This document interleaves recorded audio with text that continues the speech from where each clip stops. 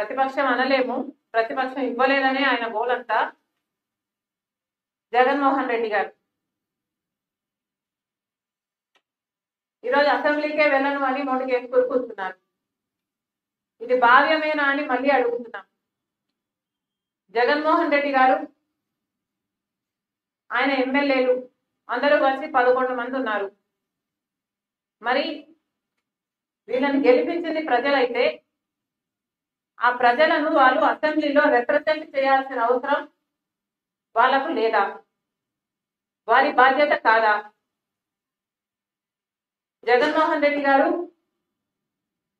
అసెంబ్లీకి వెళ్ళను, నాకు ప్రతిపక్ష హోదా ఇవ్వకపోతే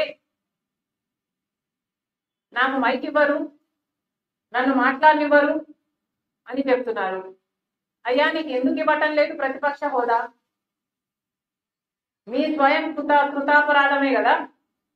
మీకు 11 మందే గెలిపించారు ప్రజలు అంటే, ఒకప్పుడు 151 మందిని గెలిపించిన ప్రజలు మిమ్మల్ని 11 మందినే గెలిపించారు అంటే మీ స్వయం కృతాపరాధం కాదా? ఎన్ని మాటలు చెప్పారు మీరు ప్రజలకు? ఆఖరికి రాజశేఖర్ రెడ్డి గారి జలయజ్ఞం ప్రాజెక్టు నవరత్నాలలో అదొక రత్నం. 6 నెలల్లో రాజశేఖర్ రెడ్డి గారు వదిలి వెళ్ళిపోయిన ప్రాజెక్టులు అన్ని పూర్తి చేస్తామని చెప్పి కూడా మీరు పూర్తి చేయలేదు.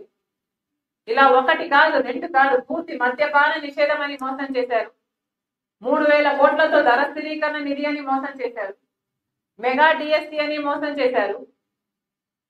ఇలా ప్రజలు మీ అవినీతి అక్రమాలను గమనించారు కాబట్టే మీకు 11 సీట్లే ఇచ్చారు. పోనీ అవైనా ఇచ్చారు కదా, ఇచ్చారు అన్న కృతజ్ఞత అయినా ఉండాలి కదా. ఇది చాలా విడ్డూరంగా ఉంది.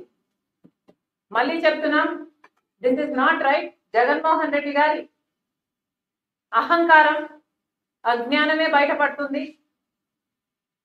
ఒకవేళ జగన్మోహన్ రెడ్డి గారికి ఏమైనా అసెంబ్లీకి పోయే ధైర్యం లేదా, లేక ఆ సామర్థ్యం లేదా, జగన్మోహన్ రెడ్డి గారు సమాధానం చెప్పాల్సిన అవసరం ఉంది.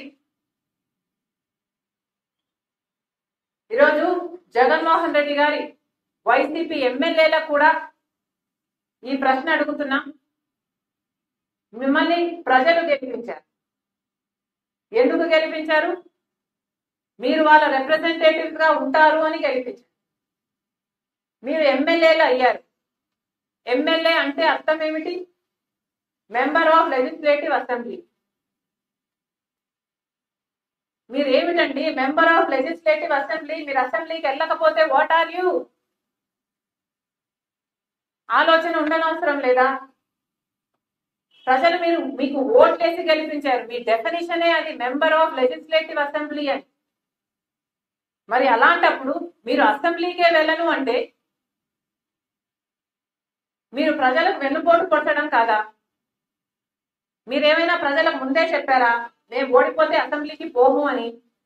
చెప్పలేదు కదా. ప్రజలు ఏమనుకున్నారు? మిమ్మల్ని గెలిపిస్తే వాళ్ళని అసెంబ్లీలో మీరు రిప్రజెంట్ చేస్తారు అని కదా వాళ్ళు అనుకున్నారు. మరి అలాంటప్పుడు మీరు ఇప్పుడు అసెంబ్లీకి వెళ్ళకపోతే మీరు ప్రజలను మోసం చేసినట్టు కాదా? మీకు ఏ హక్కు ఉందండి మేము అసెంబ్లీకి వెళ్ళము అని చెప్పడానికి? జగన్మోహన్ రెడ్డి గారి అంటే అహంకారం అనుకోవచ్చు. మీ అందరికీ ఏమైంది? ఒక్కొక్క నియోజకవర్గం నుంచి మిమ్మల్ని గెలిపించింది నియోజకవర్గంలో ఉన్న సమస్యల గురించి మీరు ఫ్లోర్ ఆఫ్ ది అసెంబ్లీలో మీరు మాట్లాడాలి అని కదా. మీరు అక్కడెక్కడో మాట్లాడతాం, మా ఇంట్లో మాట్లాడతాం, పక్కింట్లో మాట్లాడతాం అంటే ఏమర్థం ఉందండి? మాట్లాడొద్దు అనటం లేదు, పోరాటాలు బయట చేయొద్దు అనటం లేదు, కానీ అసెంబ్లీ లో కూడా చేయాల్సిన అవసరం ఉంది కదా. ప్రజలు మీరు పంపించిందే మెంబర్స్ ఆఫ్ లెజిస్లేటివ్ అసెంబ్లీ అయితే మీరు పోము అంటే ఎంత అజ్ఞానమో ఇది బయటపడుతుంది. మళ్ళీ చెప్తున్నాము, this is not right. YCP ఎమ్మెల్యేలకు కూడా చెప్తున్నాము, దిస్ ఇస్ అబ్సల్యూట్లీ రాంగ్. నిన్న బడ్జెట్ ప్రవేశపెడుతుంటే మీరు కనీసం అటెండ్ కూడా కాలేదు.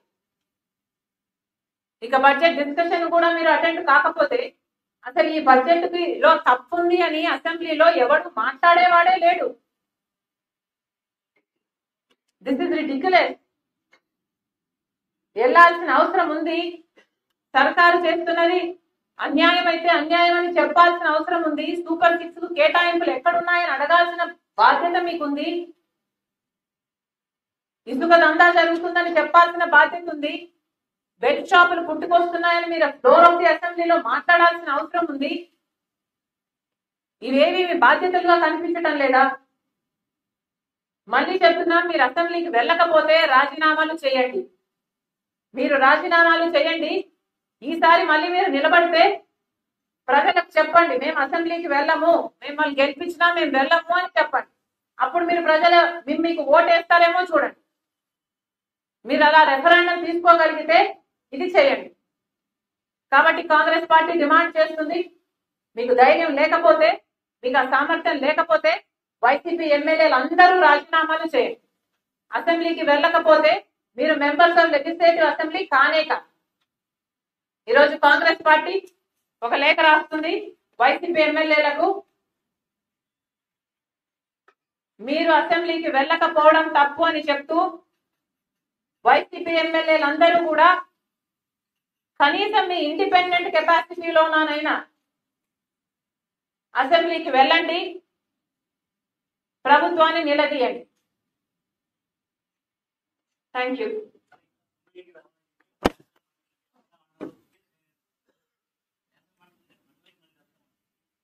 వాళ్ళకి ఏదైనా క్లారిటీ ఉంటే కదా. ఓకేనా?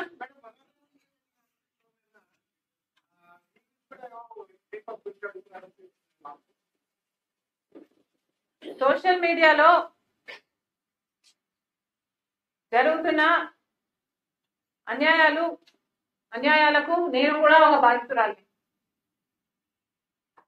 జగన్మోహన్ రెడ్డి గారు నాకు సొంత అన్నయ్య ఉండి కూడా